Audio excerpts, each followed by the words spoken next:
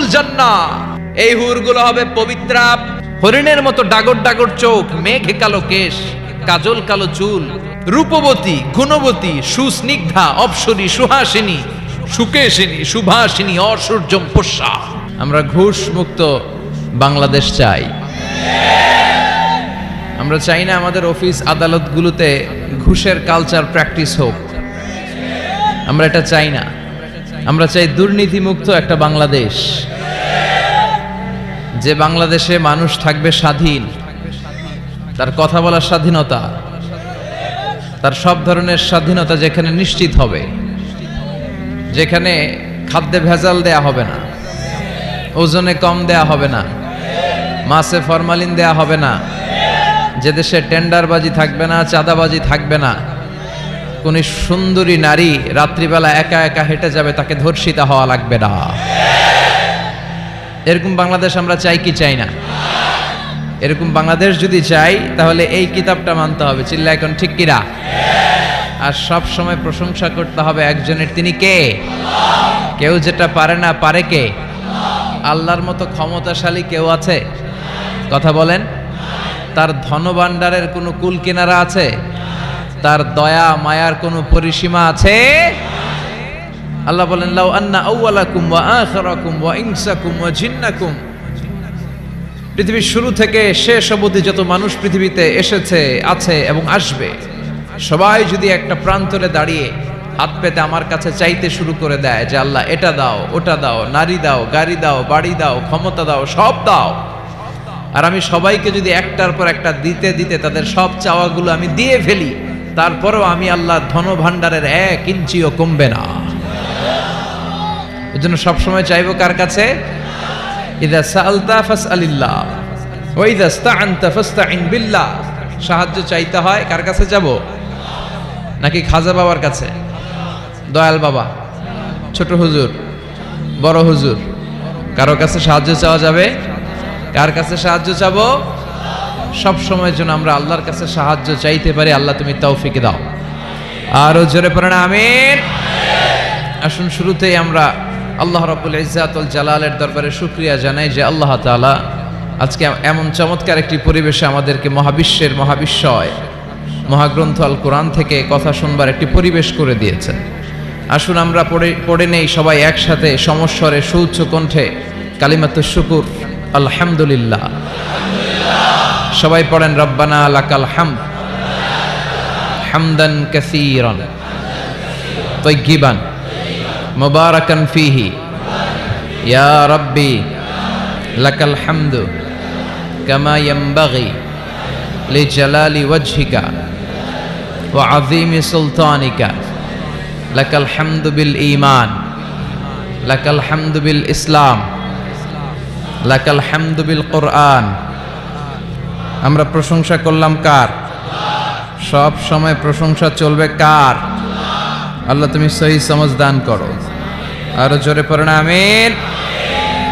সুন্নাতুল আম্বিয়া, সুন্নাতুস সিদ্দিকিন, সুন্নাতুস সলিহিন। সিদ্দিকিন হচ্ছে তারা যারা সত্য প্রকাশে, সত্য গ্রহণে আপোষহীন। সত্য রিসিভ করার ক্ষেত্রে, সত্য প্রচার করার ক্ষেত্রে সত্যের ব্যাপারে কোনো আপোষ চলবে না। চিল্লা এখন ঠিক কিনা? এটা মুমিনের বৈশিষ্ট্য। আর আপোষ করে হচ্ছে মুনাফিকেরা। মুনাফিকেরা হচ্ছে ভিতরে এক বাইরে আরেক, ওদের নাম হচ্ছে মুনাফিক। এরকম আছে না কিছু?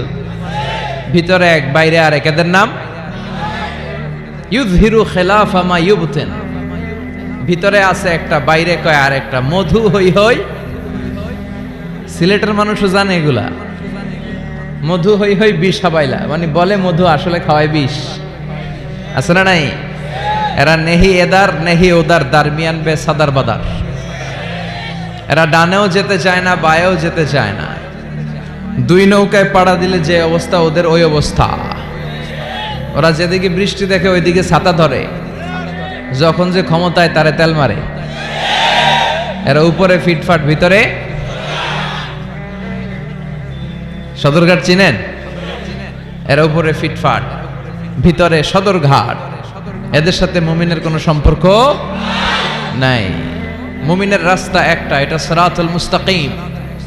মুমিন সত্যের ব্যাপারে আপোষহীন, ঠিক কি না? বিশ্বনবী মুহাম্মদ রাসূলুল্লাহ সাল্লাল্লাহু আলাইহি ওয়াসাল্লাম শিয়াবে আবি তালেবে জেল খেটেছেন, সুন্নাত পালন করেছেন 3 বছর, 3 ইয়ার্স। প্রথম বছর ছাগলের গোশত খেয়েছেন, দ্বিতীয় বছর ছাগল শেষ, ছাগলের চামড়া খেয়েছেন, তৃতীয় বছর চামড়াও শেষ, গাছের পাতা, ডাল আর বাকল খেয়ে বিশ্বনবী সাহাবাদেরকে নিয়ে জীবনযাপন করেছেন। জোরে কোন ঠিক কিনা? সাইয়েদনা ইউসুফ আলাইহিস সালাম জেল খেটেছেন 10 বছর। এটা হচ্ছে সুন্নাতুল আম্বিয়া, সদ্য এই সুন্নত পালনকারী আমাদের প্রধান অতিথি। খুশি না বেজার? বিশ্বনবী যখন বিদায় হজের লাস্ট সারমন কন্ডাক্ট করেছিলেন, সর্বশেষ ভাষণ, বিশ্বনবী বলেছেন লাকাদ তারাকতু ফীকুম আমরাইন লান তাদিল্লু মা তামাসসাকতুম বিহিমা কিতাবাল্লাহ ওয়া সুন্নাত রাসূলি। আমি চলে যাব আর রেখে যাব দুটো জিনিস, এই দুটো জিনিসকে যদি তোমরা আঁকড়ে ধরতে পারো তাহলে আমি চলে গেলেও তোমরা পথভ্রষ্ট হবে না। তার একটি হচ্ছে আল্লাহর কিতাব, আছে না নাই? আরেকটি হচ্ছে বিশ্বনবীর সুন্নাহ। এই দুটো জিনিসকে যেন আমরা আঁকড়ে ধরতে পারি, আল্লাহ তুমি তৌফিক দাও। আরো জোরে পড়েন আমিন। আসেন আমরা আল্লাহর নামের 3টা তাকবীর দিয়ে সরাসরি মহাবিশ্বের মহাগ্রন্থ আল কোরআন থেকে আলোচনাতে চলে যাই। 3টা তাকবীর আমরা ভাগাভাগি করে দেই। প্রথম তাকবীর দেব বিবাহিতরা, দ্বিতীয় তাকবীর পড়ব অবিবাহিতরা, তৃতীয় তাকবীর সবাই পড়ব ইনশাআল্লাহ। পড়ে বিবাহিত কারা কারা আসছেন দেখি, হাত তোলেন। সুজানগরের ভাইরা অনেক এসেছে, মাশাআল্লাহ, হাত নামান। অবিবাহিত কারা কারা এসছে দেখি। সর্বনাশ, আজকে তো ওরা একেবারে পতাকা উঠায় বিজয় করে ফেলবে মাঠ। তো ঠিক আছে, আমরা বিবাহিতরা প্রথমে একবার আল্লাহর নামের তাকবীর পড়ব, তারপরে অবিবাহিতরা, তারপরে সবাই মিলে। শুরুতে বিবাহিতরা পড়বেন, আমি পড়ব লিল্লাহি তাকবীর, বিবাহিতরা পড়বেন আল্লাহু আকবার। বিবাহিত ভাইরা রেডি? প্রথমে আপনাদের performance, let's make the performance. বিবাহিতরা তাকবীর পড়েন, লিল্লাহি তাকবীর। মাশাআল্লাহ, তাবারাকাল্লাহ। এবার অবিবাহিতদের পারফরম্যান্স, ওদের কাশাকাশি শুরু হয়ে গেছে পারফরম্যান্সের জন্য। রেডি? গায়ের রক্ত গরম এদের, তাই না? এদেরকে দিয়েই সব সম্ভব। মুসলমান যুবক, তোমাকেই খুঁজছে বাংলাদেশ। তোমার কাঁধে অনেক দায়িত্ব। পর্নোগ্রাফি দেখে রাত নষ্ট করো না, চরিত্র শেষ করে দিও না, ক্যারিয়ারটাকে ধ্বংস করে দিও না। তোমাদের রক্ত গরম, তোমাদের দিয়ে অনেক কিছু সম্ভব। তোমরা বাতাসের গতিকে পাল্টে দিতে পারো, তোমরা সাগরের স্রোতকে উল্টে দিতে পারো, তোমরা ইতিহাস গড়তে পারো। তোমার দিকে তাকিয়ে আছে আমার দেশের লাল সবুজের পতাকা। যুবকরা যদি ইসলামের পক্ষে থাকে, ভালো থাকবে বাংলাদেশ। এজন্য বিশ্বনবী যুবকদেরকে ভালোবাসতেন। বিশ্বনবী যখন মক্কাতুল মুকাররমাতে দাওয়াতি কাজ শুরু করলেন, সর্বপ্রথম যুবকেরাই বিশ্বনবীকে সাপোর্ট দিয়েছে। এজন্য তোমাদের কাঁধে huge responsibilities, you belong huge responsibilities on your shoulder. তোমাদের কাঁধে অনেক দায়িত্ব, অনেক দূর তোমাদের যেতে হবে। এ দেশের জন্য, এ সমাজের জন্য, মুসলিম উম্মার জন্য তোমাকে অনেক কিছু করতে হবে, ঠিক কি না? এবার যুবকদের পারফরম্যান্স না? যুবকরা রেডি? এবার তোমরা তাকবীর পড়ো, লিল্লাহি তাকবীর।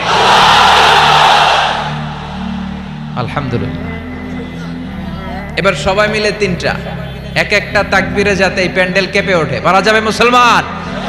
লিল্লাহি তাকবীর, লিল্লাহি তাকবীর, লিল্লাহি তাকবীর।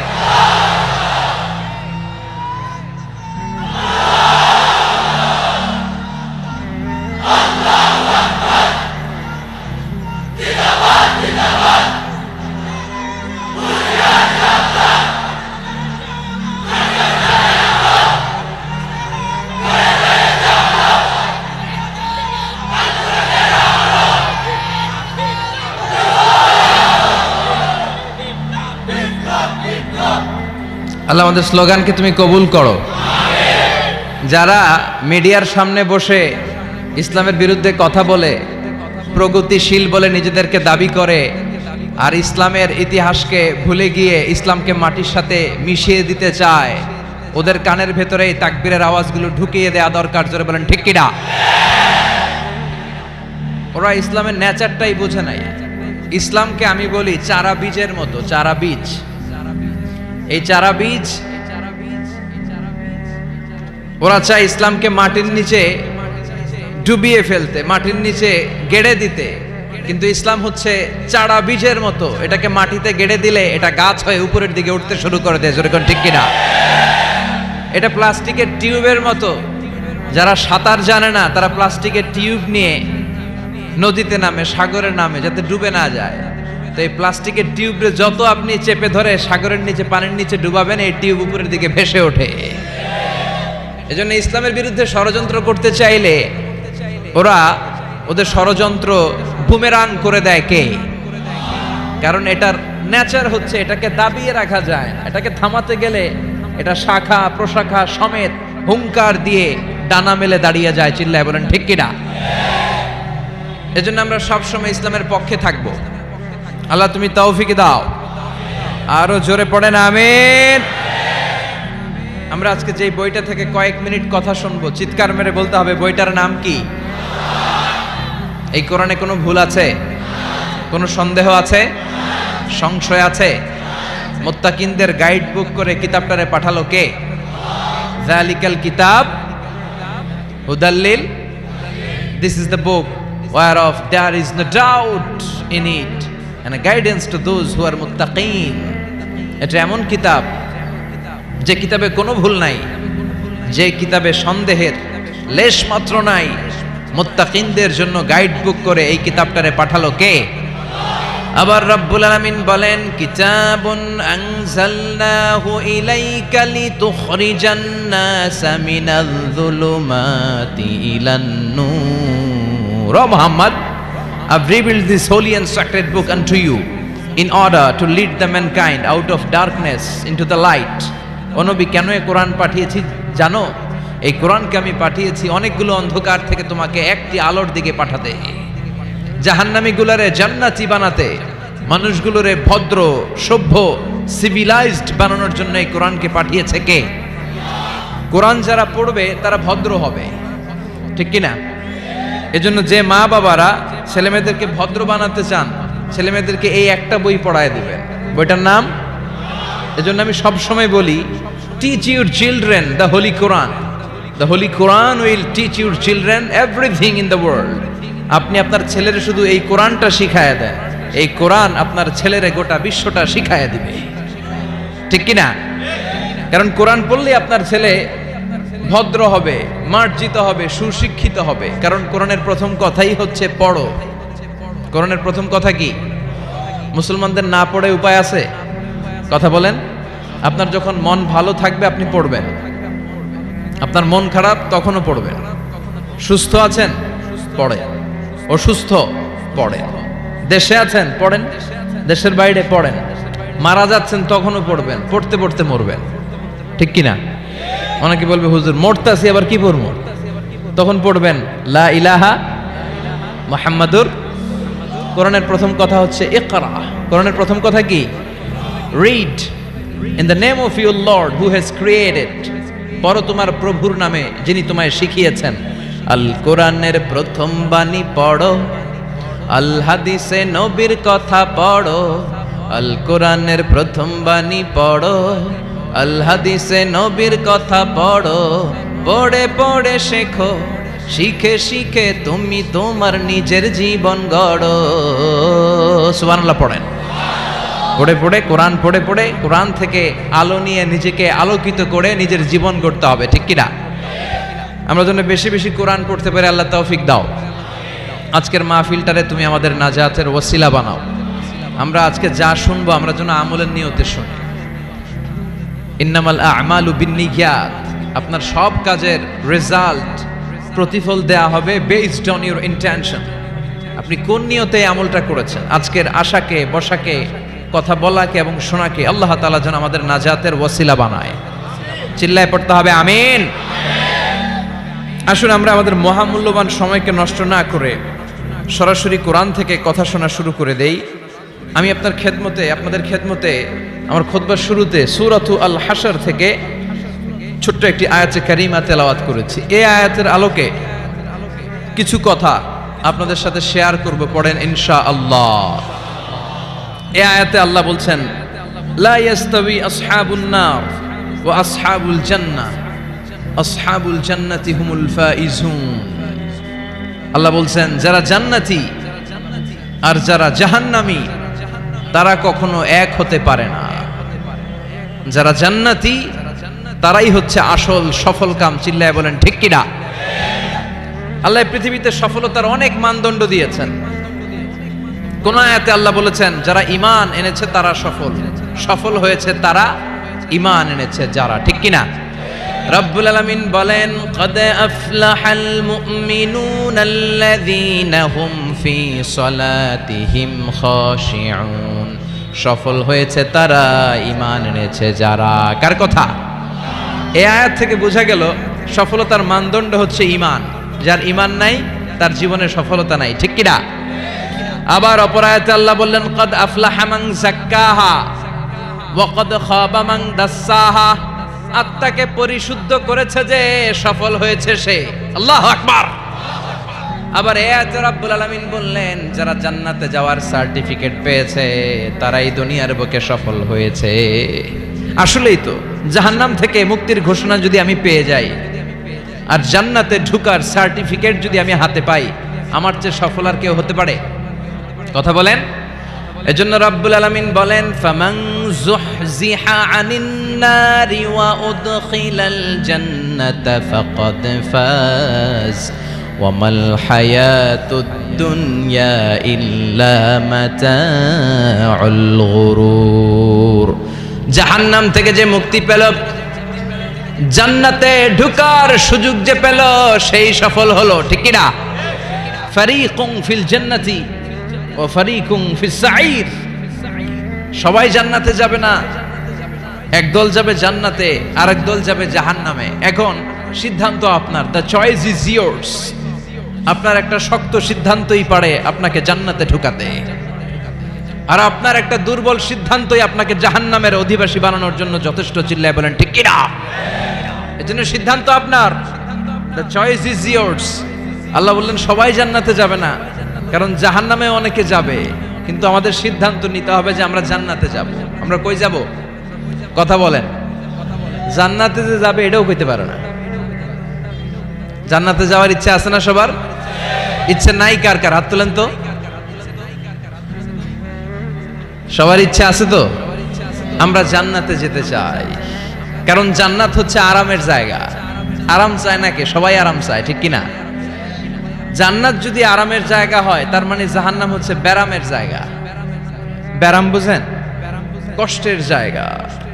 জাহান্নাম হচ্ছে কষ্টের জায়গা, আর জান্নাত হচ্ছে আরামের জায়গা। জান্নাতে কোনো টেনশন নাই, জান্নাতের ভেতরে কোনো ঝামেলা নাই, জান্নাতে কোনো মারামারি নাই, কিলাকিলি নাই, হরতাল নাই, গদি লইয়া টানাটানি নাই, ঠিক কিনা? জান্নাতের ভেতরে তুফান নাই, বন্যা নাই, ভূমিকম্প নাই, পুলিশের দৌড়ানি নাই। কথা কন। যা দৌড়ানি খাওয়ার দুনিয়াতে আমরা খেয়ে ফেলাইছি। জান্নাতে হবে আরাম। জান্নাতকে মজা লেলো, জান্নাত তোমারি হ্যায়। ওই দিন জান্নাতীদের মজা দেখা যাবে। কি আনন্দ, কি বিজয় উল্লাস, কি তাকবীরের স্লোগান। সেই আনন্দ ঘন সময়ের জন্য আমরা অপেক্ষায় আছি। We are waiting for that day, we are waiting for that joyful moment.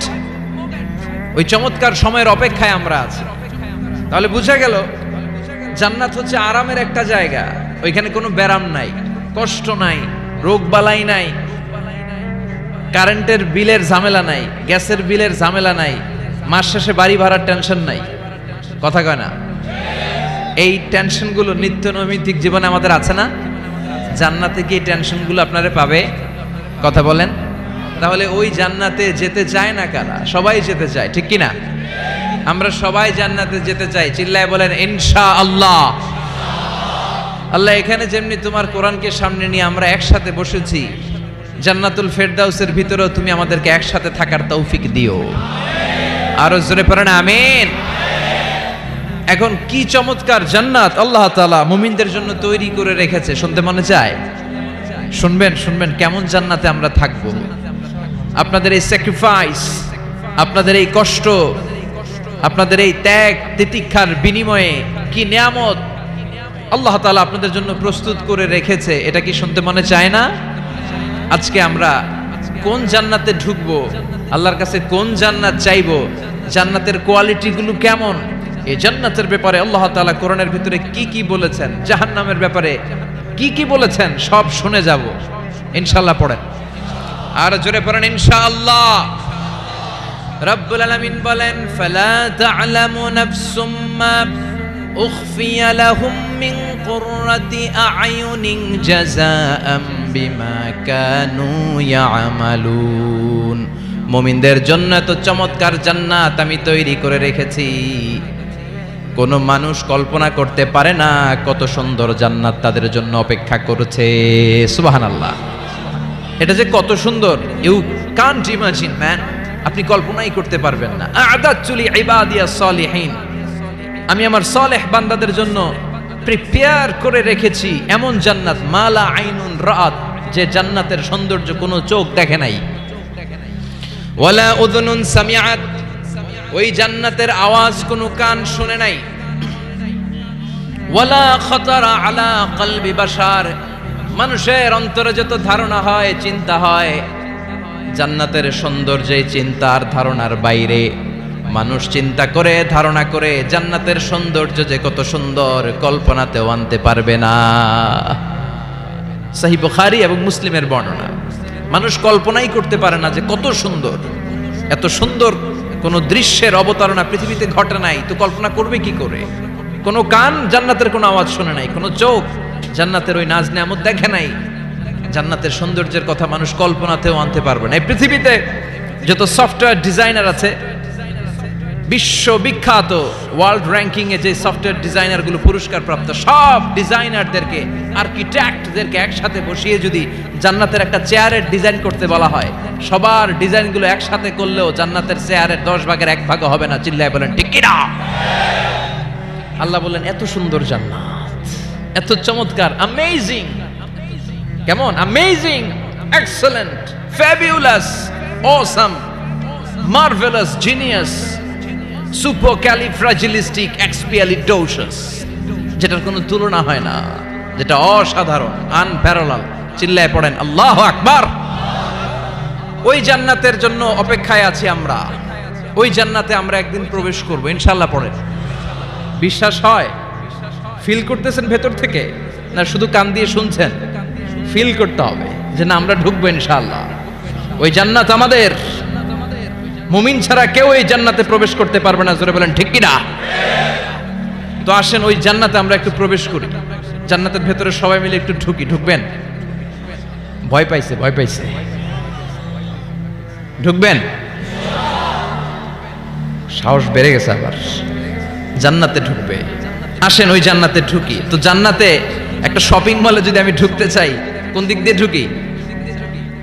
Main gate দিয়ে, মানে গেট ইউজ করতে হয়, দরজা দিয়ে ঢুকা লাগে। তো জান্নাতেরও দরজা আছে না নাই? কথা বলেন। বিশ্বনবী বললেন ইন্নালিল জান্নাতি সামানিয়াতু আবওয়াব, জান্নাতের রয়েছে 8টা দরজা, মিনহা বাবুন ইউসাম্মা আর-রায়্যান।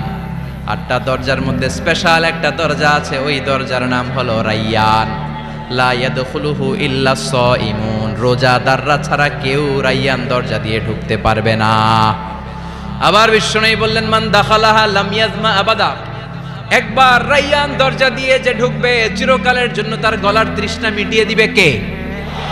সিয়াম যারা পালন করবে তাদের জন্য আল্লাহ তাআলা এই দরজা দিয়ে ঢোকার পারমিশন দিবেন। যেহেতু সারাদিন অল দ্য ডে লং সে তৃষ্ণার্ত ছিল, আল্লাহর ভয়ে কিছুই পান করে নাই, এজন্য রায়্যান দরজা দিয়ে ঢোকার সুযোগ সে পাবে, আর একবার ঢুকলে তার গলায় আর তৃষ্ণা থাকবে না। বিশ্বনবী বললেন এই 8টা দরজার অনেক মাহাত্ম্য। সাহাবাদেরকে নিয়ে জান্নাতের দরজার বর্ণনা দিয়ে বিশ্বনবী বললেন, তোমাদের মধ্যে এমন একজন সাহাবা আছে, জান্নাতের প্রতিটা দরজা ওই সাহাবাকে ডেকে ডেকে বলবে, আপনি আমার দরজা দিয়ে জান্নাতে ঢুকেন। প্রতিটা দরজা চাইবে সেজন্য ওই দরজা দিয়ে ঢুকে। সাহাবারা বললেন, ইয়া রাসূলুল্লাহ, ইয়া হাবিবাল্লাহ, কে সেই সাহাবী? কে সেই মহান সাহাবী যেই সাহাবীকে জান্নাতের 8টা দরজায় ডাকতে থাকবে, ইনভাইট করবে, অন্য দরজা দিয়ে যাবেন না, আপনি আমার দরজা দিয়ে ঢুকেন। বিশ্বনবী বললেন, সেই সাহাবী হলো আমার হিজরতের সঙ্গী আবু বকর as-সিদ্দিক। পড়েন সুবহানাল্লাহ। কি ব্যক্তিত্ব ছিল, অসাধারণ ব্যক্তিত্ব, পার্সোনালিটি। 8টা জান্নাতের দরজায় ওনাকে ইনভাইট করবে, আসেন আসেন আমার দরজা দিয়ে ঢুকেন। সাইয়েদনা আবু বকরের এত সম্মান, উনি সবগুলা দিয়ে ঢুকতে পারবে, আমাদের পারমিশন থাকবে না, এটা কি হতে পারে? সাইয়েদনা আবু বকর আমাদের লিডার না? কথা বলেন, কথা বলেন। তো লিডার যেটা দিয়ে যাবে আমরাও যাবে ওইটা দিয়ে, চিল্লা এখন ঠিক কিনা? এজন্য বিশ্বনবী বললেন, শোনো শোনো, চিন্তার কারণ নাই, মন খারাপ করার কোনো বিষয় নয়। প্রতিদিন সালাত কায়েমের আগে যে তোমরা ওযু করো, এই ওযু করার পর কেউ যদি পড়ে আশহাদু আল্লা ইলাহা ইল্লাল্লাহ ওয়া আশহাদু আন্না মুহাম্মাদান আবদুল্লাহি ওয়া রাসূলুহু, ওযু করার পরে এই দোয়াটা প্রতিদিন যে পড়বে তার জন্য আল্লাহ জান্নাতের 8টা দরজা খুলে দিবে। আমাদেরকে আল্লাহ তাআলা এই অপরচুনিটি দিয়েছেন, প্রতিদিন আমরা ওযু করি, ওযুর পরপর আমরা এই শাহাদাত বাক্য উচ্চারণ করব। ইনশাআল্লাহ পড়েন, আরো জোরে পড়েন ইনশাআল্লাহ। তো আমরা কিন্তু এখন জান্নাতে ঢুকে যাব। মনোযোগ আছে তো সবার? মনোযোগ আছে না গেছে? কানগুলোকে খরগোশের মতো খাড়া করে রাখেন যাতে কোনো পয়েন্ট মিস না হয়ে যায়, আবার কেউ যেন আগে পিছে না হয়ে যান। একসাথে ঢুকবো কিন্তু। তো যে গেট দিয়ে ঢুকবো, জান্নাতের যে গেট ইউজ করে আমরা we enter in the paradise, যে জান্নাতে ঢুকবো, ওই গেটের বর্ণনা শোনার দরকার আছে না নাই? বিশ্বনবী বললেন, ইন্নাল মিসরাআইন মিন মাসারি'আল জান্নাহ মা বাইনা মাক্কাহ ওয়া হাজার। জান্নাতের দরজার বর্ণনা দিচ্ছেন। আমরা যে আমাদের ঘরে ঢোকার জন্য দরজা বানাই, কয় ফিট বাই কয় ফিট হয় দরজাগুলো? হ্যাঁ, কত কত? 4.5 ফিট বাই 6 ফিট। বিশ্বনবী বলেন, জান্নাতের যে 8টা দরজা, তার এক একটা দরজার সাইজ হবে মা বাইনা মাক্কাতা ওয়া হাজার। সৌদির মক্কা শহর থেকে হাজার হচ্ছে বাহরাইনের আরেকটা শহর। মক্কা থেকে বাহরাইন যত লম্বা, জান্নাতের এক একটা দরজা হবে তত লম্বা। চিল্লা এখন আল্লাহু আকবার। তার মানে এক ধাক্কায় কয়েকশো কোটি। সুবহানাল্লাহ বাড়িতে গিয়ে কয়েন, এক ধাক্কার চোটে কয়েকশো কোটি ঢুকে যাবো আমরা। সুবহানাল্লাহ পড়েন। এই জান্নাতের ভেতরে কিন্তু ক্লাস আছে সম্মানিত ভাইয়েরা। Higher class, lower class, middle class, economic class, first class, second class, third class, promo class, special class. বিমানের মধ্যে থাকে না, একটা হচ্ছে বিজনেস ক্লাস আর একটা ইকোনমিক ক্লাস। তারপরে আমরা যে এয়ারকনগুলো দিয়ে যাই, গ্রিন লাইন, এটার মধ্যেও ক্লাস থাকে না? বিভিন্ন গাড়িতে ক্লাস থাকে, ফার্স্ট ক্লাস, সেকেন্ড ক্লাস। তো জান্নাতের ভেতরে এরকম ক্লাস আছে 8টা। সুবহানাল্লাহ পড়েন। অনেকগুলো ক্লাস আছে, এর মধ্যে শ্রেষ্ঠতম ক্লাসের নাম হচ্ছে আল ফেরদাউস। এজন্য বিশ্বনবী বললেন, ইদা সাআলতুমুল্লাহাল জান্নাহ, আল্লাহর কাছে যখন তোমরা দোয়াতে জান্নাত চাইবা, আল্লাহর কাছে কোনো কমতি নাই, কোনো ঘাটতি নাই। এজন্য চাওয়ার সময় ছোটটা চেও না, বড়টা চাইবা। আল্লাহর কাছে যখন জান্নাত চাইবা, ছোটটা না চেয়ে জান্নাতুল ফেরদাউস চাইবা। আমরা আল্লাহর কাছে কোন জান্নাত চাবো? কথা বলেন। বিশ্বনবী কিন্তু এই ফেরদাউসে থাকবে, এজন্য চাওয়ার সময় আমরা আল ফেরদাউসে থাকার চেষ্টা করবো ইনশাআল্লাহ বলেন। কারণ এই ফেরদাউসে যদি থাকতে পারি তাহলে জীবনের সফলতা। চিল্লায় বলেন ঠিক কিনা? মালিক তুমি জান্নাতে, তোমার পাশে আমায় একটি ঘর বানিয়ে দিও, একটি ঘর বানিয়ে দিও, সে বিভীষিকাময় মহাদিনে তোমার প্রতিবেশী করে নিও। মালিক তুমি জান্নাতে, তোমার পাশে আমায় একটি ঘর বানিয়ে দিও, একটি ঘর বানিয়ে দিও। পড়েন আমিন। আরো জোরে পড়েন আমিন। বিশ্বনবী বললেন অনেকগুলো ক্লাস আছে, জান্নাতুল ফেরদাউস একটা ক্লাস, জান্নাতুল মাওয়া, জান্নাতুন নাঈম, জান্নাতু আদান, দারুল করার, দারুস সালাম, দারুল মাকাম, দারুল খুলদ, ইল্লিয়ুন। 8টা ক্লাস আছে, কিন্তু যে কোনো ক্লাস আমরা আল্লাহর কাছে চাই না, আমরা চাইবো জান্নাতুল ফেরদাউস। ঠিক কি না? আমরা জান্নাতুল ফেরদাউস চাই, কারণ সবাইকে যদি আল্লাহ ফেরদাউসও দিয়ে দেয়, আল্লাহর কোনো ঘাটতি হবে? কথা বলেন। সর্বশেষ যে লোকটা জান্নাতে যাবে, তাকে আল্লাহ তাআলা জাহান্নামের আগুনে পোড়াতে পোড়াতে ছাই বানিয়ে ফেলবে। আল্লাহ বলবেন, জিব্রাইল যাও একটু দেখো, একটা মাত্র সেজদা দিয়েছে আমাকে, এরকম কাউরে পাওয়া যায় কিনা। বাটি চালান দিয়ে দেখো পাওয়া যায় কিনা।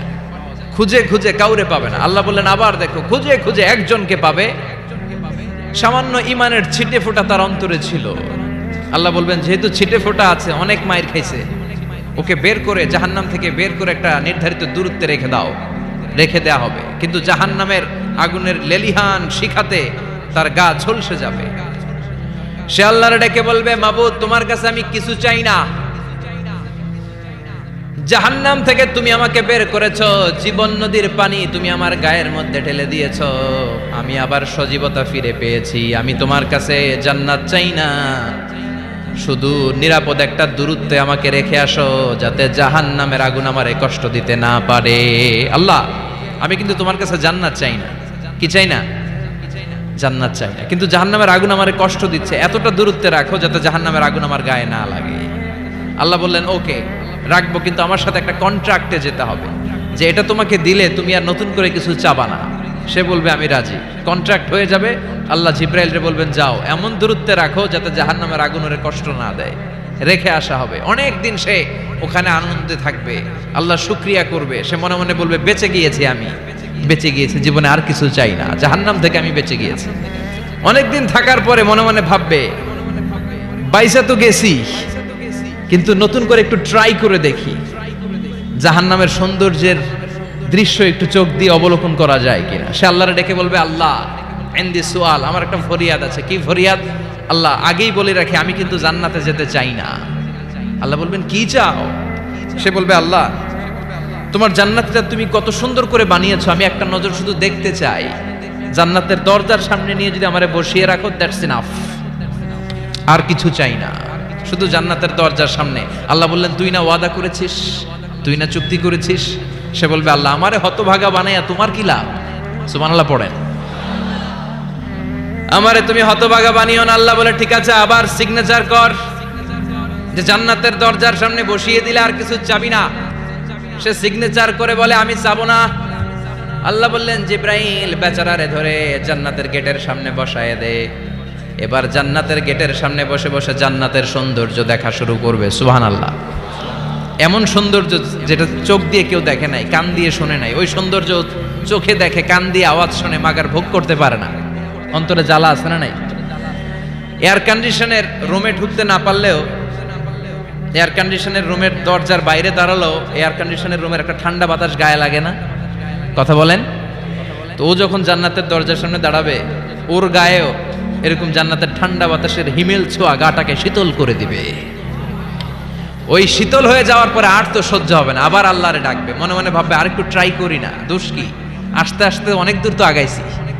সুবহানাল্লাহ কইবেন না? এবার আল্লাহরে বলবে, আল্লাহ ইনদি সুআল, আল্লাহ তুমি যদি কোনো বিষয়ে নতুন করে ডিসিশন নাও, তোমারে জিজ্ঞেস করার মতো কি কেউ আছে? আল্লাহ বলে, না, আমি তো সব রাজার বড় রাজা, মহারাজা, আমার উপরে তো কারো কথা চলে না। ওই হতভাগা লোকটা বলবে, আল্লাহ এত সুন্দর জান্নাত তুমি বানালাম, চোখ দিয়ে সৌন্দর্য দেখি, কান দিয়ে আওয়াজগুলো শুনি, হুর আর গেলমান হেঁটে বেড়ায়, এত সুন্দর জান্নাত চোখ দিয়ে দেখি, ঢুকতে পারি না, আমারে কষ্ট দিয়ে তোমার কি লাভ? ও আল্লাহ, আমারে তুমি মাফ করে দাও, জান্নাতের চিপার মধ্যে এক কর্নারে তুমি একটু আমারে জায়গা করে দাও। আল্লাহ বলবেন ওয়াই হাক ইয়াবনা আদম, তোর ধ্বংস হোক হে আদম জাত, মা আগদারাকা, তোর যে বড় গাদ্দার আমি আমার সৃষ্টিকুলে কাউরে দেখি নাই, কারণ তুই আমার সাথে চুক্তি করিস আর চুক্তি ভঙ্গ করিস।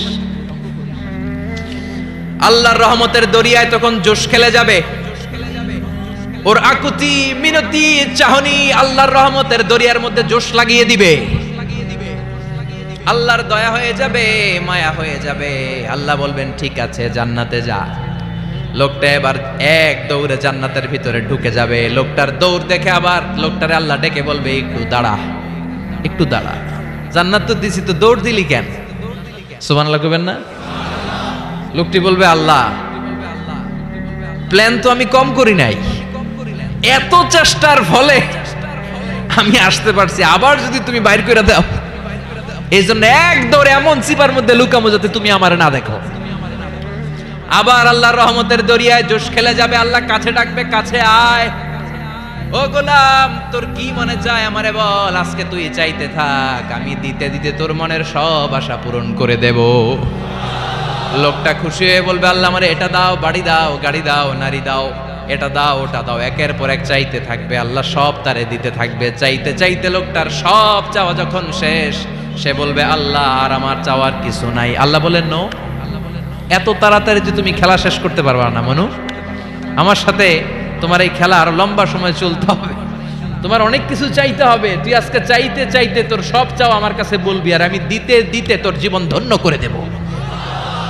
সে আবার চাইতে শুরু করবে, আল্লাহ এটা দাও, ওটা দাও, ওটা দাও। আল্লাহ দিতে দিতে সব দিবে। এরপরে বলবে আল্লাহ মাফও চাই, দোয়াও চাই, আর চাওয়ার কিছু নাই। আল্লাহ বলবেন তাই ঠিক আছে, তোরে আমি জান্নাতে ঢুকাই দিলাম, তবে মনে রাখিস তোর জান্নাতটা হবে সবচেয়ে ছোট জান্নাত, আর তোর জান্নাতটা হবে এই পৃথিবীর 10 গুণ। চিল্লায় এখন সুবহানাল্লাহ। বুখারীর বর্ণনা, আখিরু মান দাখালাল জান্নাহ, যে লোকটা সর্বশেষ অনেক মাইর খাইয়া রিমান্ডে থাকার পরে জান্নাতে ঢুকবে, তার জান্নাতটা যদি পৃথিবীর 10 গুণ হয়, তাহলে আমাদের সবাইরে ফেরদাউসে ঢুকাতে আল্লাহর কোনো সমস্যা আছে? চিল্লায় বলেন সমস্যা আছে? এজন্য আমরা আল্লাহর কাছে কোন জান্নাত চাই? কথা বলেন।